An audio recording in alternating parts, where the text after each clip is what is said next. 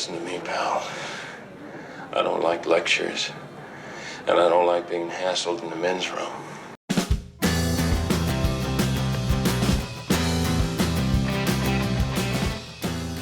Hello everybody, welcome back to the channel. As you can see, this is an alternative Gareth. So you are used to seeing a different Gareth, and this other Gareth you're going to continue to see on the channel, but you might see this alternative Gareth now and again. So you just have to get used to the fact there's two Gareths. But this is the haircut that's clearly making me an alternative Gareth. And the thing is,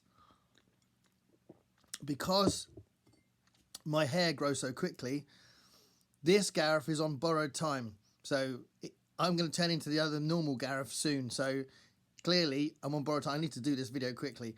So what I'm doing is a response video kind of thing, not a response video, a video inspired by another video that I saw, which I'll link below in the description, which was an ex-English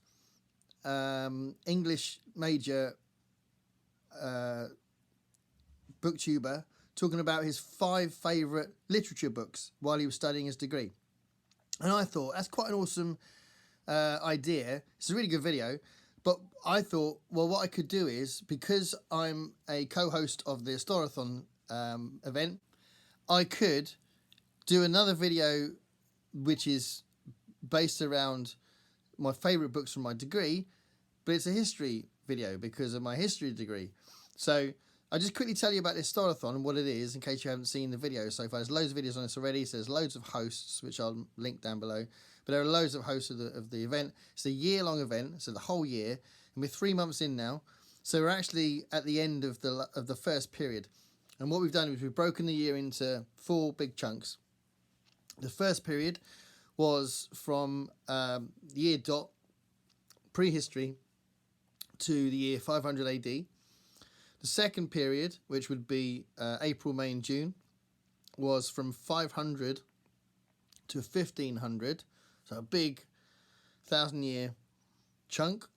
And then the next period, July, August, September, is from 1500 to 1820, so you've got lots of industrial change in that period.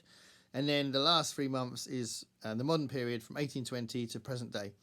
So we're looking at lots of different books in that period. There's been tons of videos already, so check them out. They're really cool. And I've done a few myself.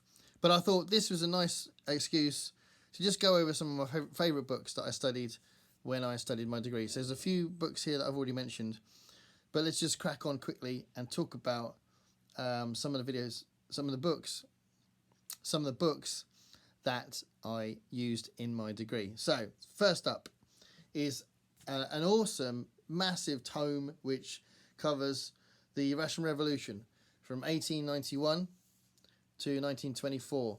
So as it starts in 1891, you've got the reasons why it happened. So the way that the Tsar ruled over Russia, and you know, if you like, the poverty that resulted from that, and the fact that he didn't really give a shit about normal people.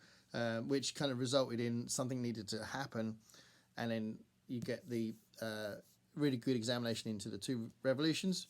And this is a really important book that is in a lot of people's recommended reading for this period.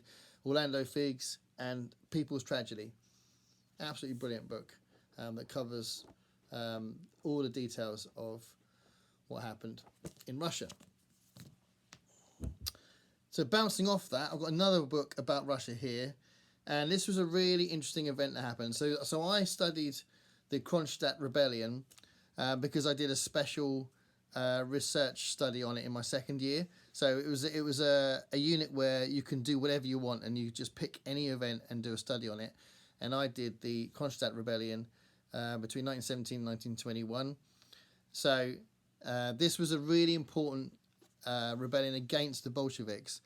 So the second revolution had happened and succeeded, and basically their demands, their kind of promises to the people weren't really happening. And Kronstadt was a naval base, and on that naval base, the sailors and other people that were there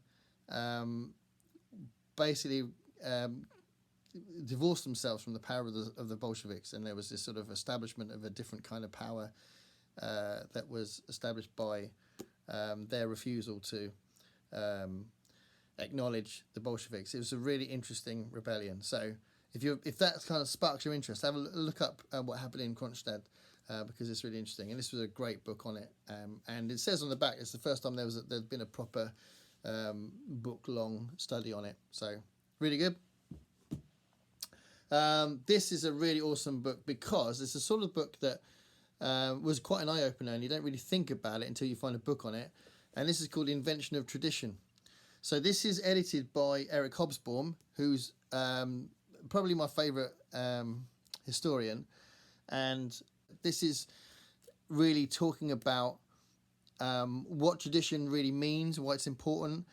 Certainly in the 18th and 19th centuries, when the idea of national identity was becoming really, really important, and nationalism, imperialism, the sort of sense of empire that was happening in lots of different European countries, and all of that requires almost a belief in your national identity that goes beyond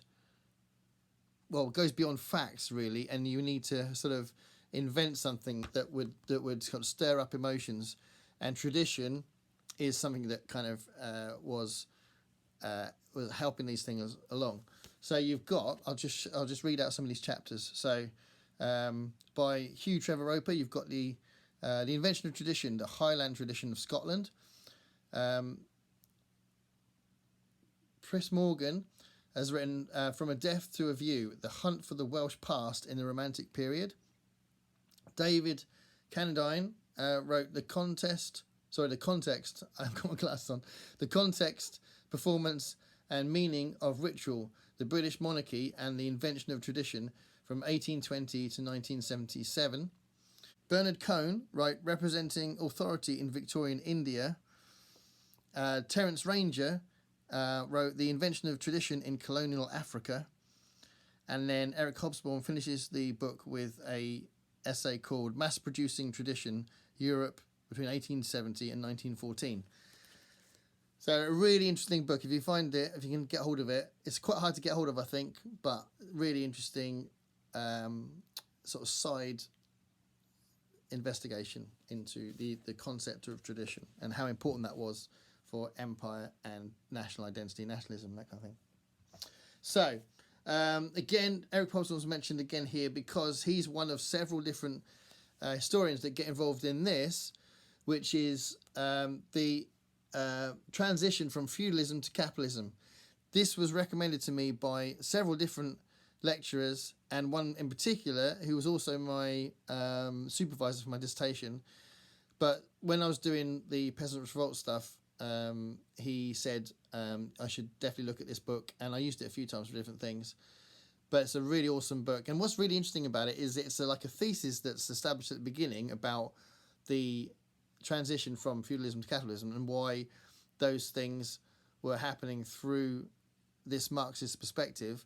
And then you've got other historians that are arguing against it or bringing a new support for it or a new comment on it. And the whole thing is like this sort of ongoing argument between different historians. So it's really interesting in any way, but it's also got loads of different perspectives and details about how it actually happened in Europe. So yeah, it's a really, really good book on that.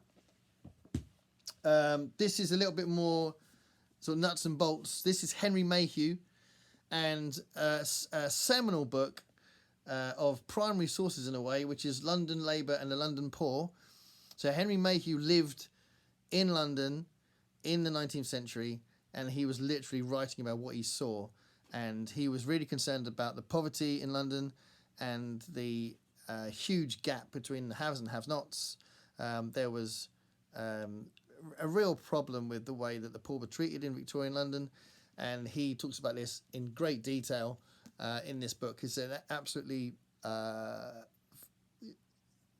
crucial piece of historiography, and this book is actually quite untouched because I used the University Library version when I was doing my degree, and I've bought this since. So it's a really important book. Henry Mayhew's account of what he was seeing himself in London in the 19th century. He lived at the same time as Dickens, but he was writing sort of like a commentary rather than Dickens writing fiction around what he saw. So Henry Mayhew's book on London. This is a really important book because I was doing a unit on the peasant revolts, and there were significant peasant revolts in what we now call Germany, and there was what they called the Peasants War, when the uprisings were so significant and so challenging to the authority that they called it it was nicknamed the Peasants War, and lots of different areas, especially the Black Forest area, were sort of the setting for real sort of threatening uprisings from the German peasants. And this is from the early 1500s, so 1525, 1526, that kind of time. And it's fantastic to read about it. It's really interesting. And this was quite a rare book as well, so I try and keep it in pristine condition if I can, but this is the copy I had. This was like 25 quid, and a real significant find. And if you can find this, it's a brilliant book, and it's all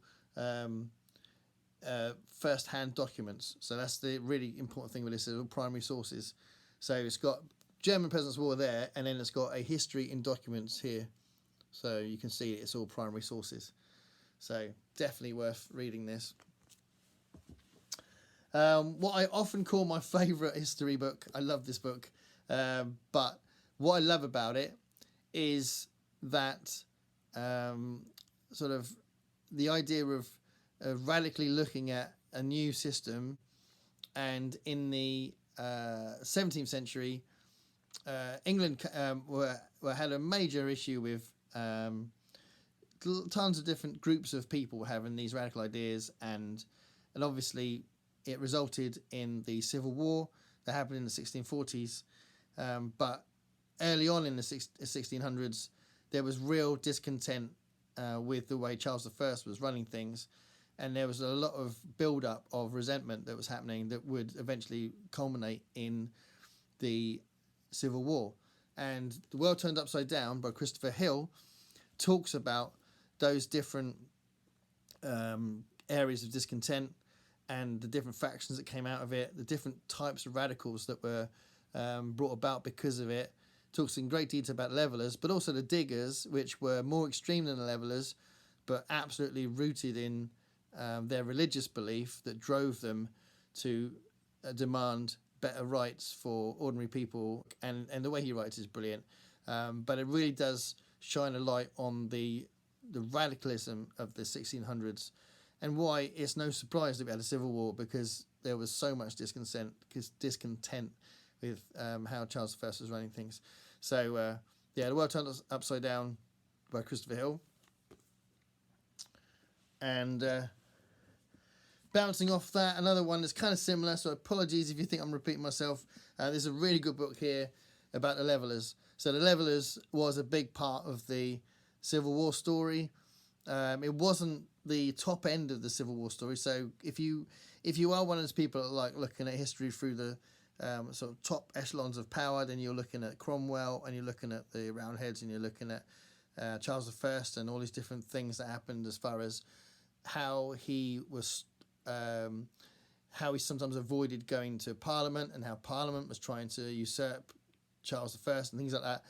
But there was loads and loads of stuff happening below that those in power were trying to react to. And the levelers were middle class people that had these radical ideas, and actually quite close to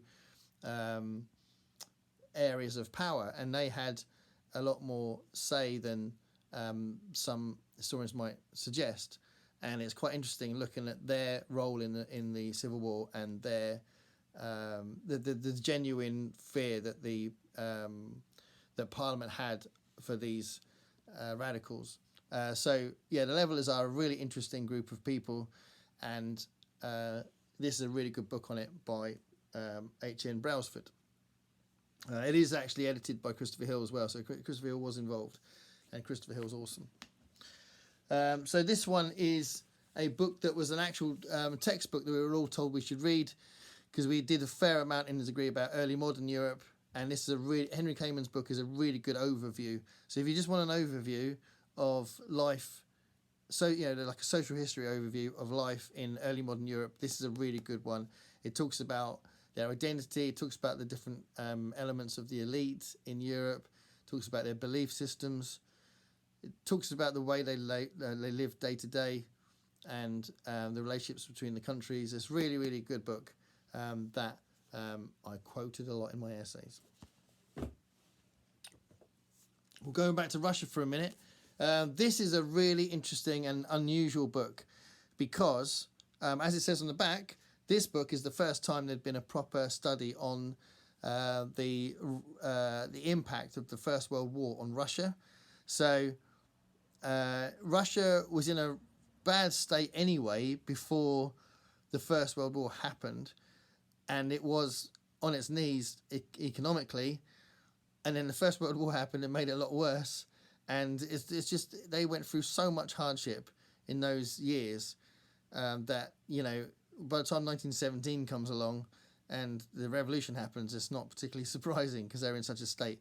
So that sort of thing is really interesting to read. And I do think Russia is a fascinating country, but this is a really good book on the impact of the First World War on Russia and the Russian people. Two more. This is really, really important. So Thomas Pakenham wrote this really interesting book that is on a lot of the history degree syllabus called Scramble for Africa.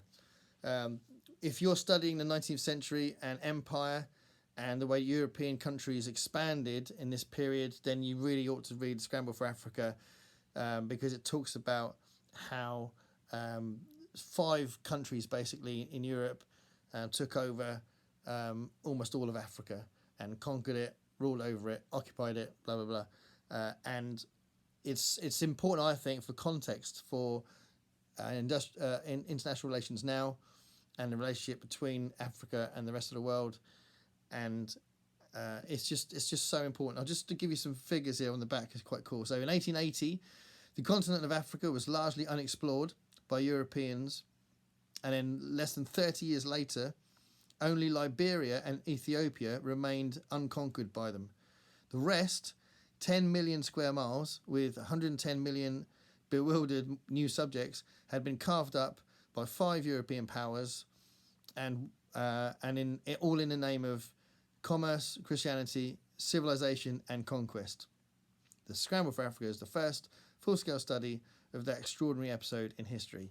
It's really, really good, and it's not biased. It's some of these books I've read out are clearly written by a subjective historian. I mean, we did quite a lot of study on the fact that all history is written subjectively, but this is a pretty objective book that talks about the impact that these countries had on Africa. So, yeah, this is a really, really good and important book. And the last one I was going to mention is going back to the Peasant Revolts again, but this is such an important and interesting and fascinating book, the Peasants Revolt of 1381. This is edited by Dobson. The reason why it says edited by Dobson is that it's loads and loads of documents, first-hand primary sources in there, and it covers the bit before that justifies and kind of sets up the context for the revolts, and then there's loads and loads of detail about how it happened, how it built up, and different people's opinions about Wat Tyler, the leader of the revolt, and different sort of like, there's an archbishop that was a supporter of the revolt, and he becomes a martyr, and like people commenting on that, and the betrayal from the king, and all these sort of things are looked at. The king's position, the king's responses to the demands from the peasants. But there's, I don't know if you know the context, but in the 1340s, you had the Black Death. And the Black Death was so devastating that it literally killed a third of the population of Europe.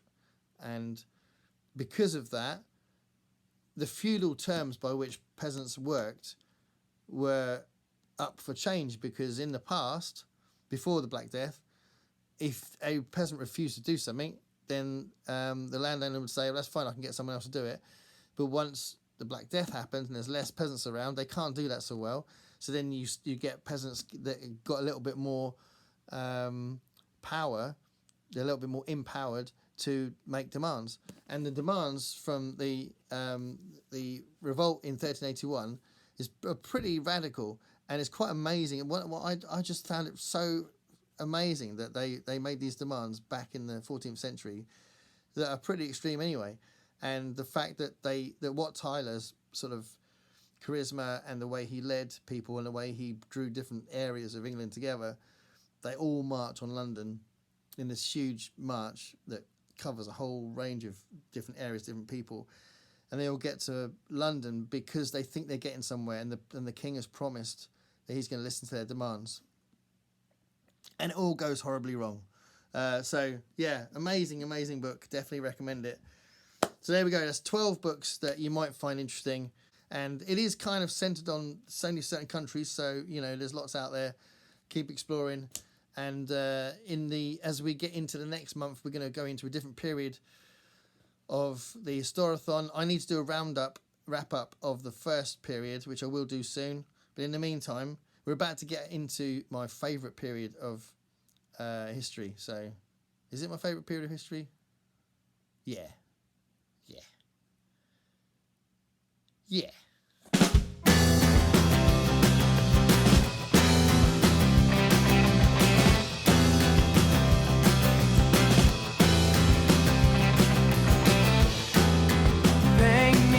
Picture